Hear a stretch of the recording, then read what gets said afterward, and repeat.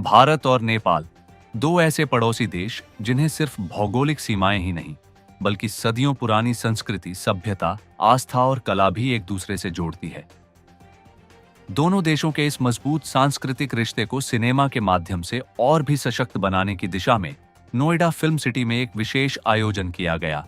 Film city Noida स्थित Marwah studio में international chamber of media and entertainment industry ने Nepal embassy के सहयोग से नेपाली फिल्म गुनियो चोलो की विशेष स्क्रीनिंग का आयोजन किया।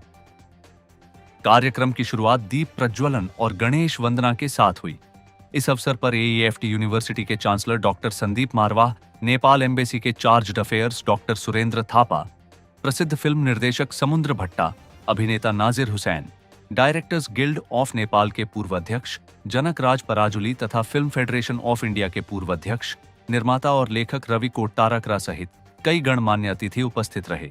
डॉक्टर संदीप मारवाह ने कहा कि सिनेमा केवल मनोरंजन का माध्यम नहीं बल्कि देशों की संस्कृति, परंपराओं और विचारों को दुनिया तक पहुंचाने का एक सशक्त माध्यम भी है।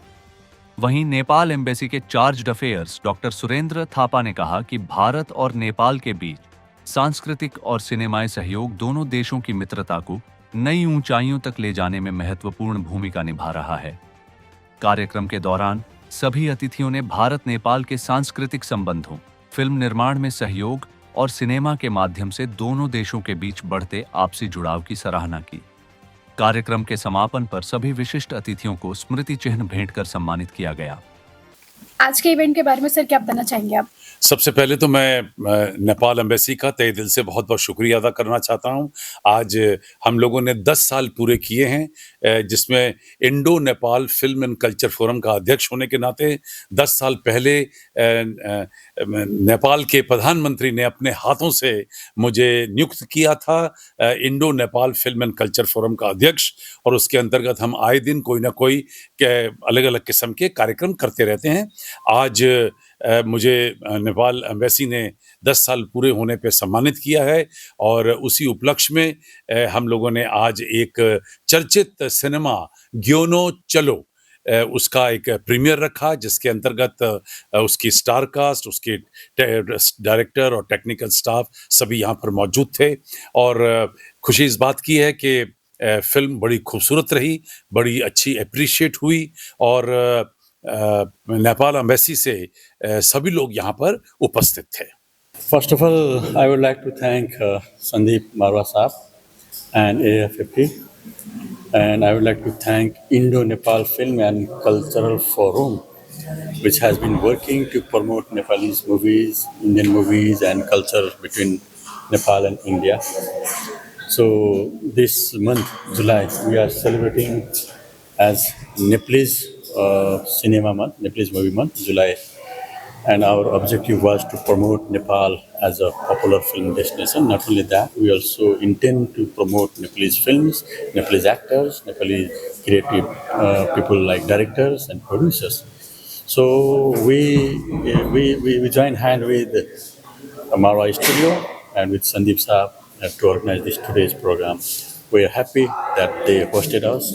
They screened the Nepalese movies, Gunya Cholo, which has a very unique story. So we are very happy for this partnership with Marwa Studio. आज के इवेंट के लिए आप क्या कहना चाहेंगे? कैसा आपका एक्सपीरियंस रहा मारवा स्टूडियो में?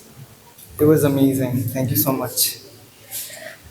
बर्डिंग आर्टिस्ट के लिए आप क्या मैसेज देना चाहेंगे और क्या लगता है कि आज का जो ये सेमिनार था, स्क्रीनिंग था मूवी की, वो भारत और नेपाल के रिश्तों को मजबूत करने के कितना जरूरी था?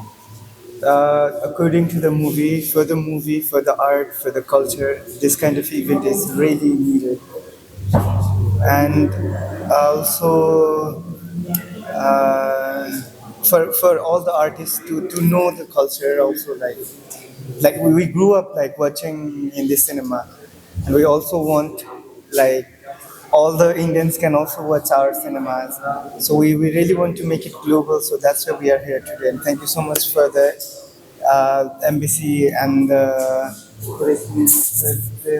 Indo-Nepal Film and Culture Forum to arranging this program. What would you say about today's event and how did you experience? It was amazing. How culture is exchanged between India and Nepal?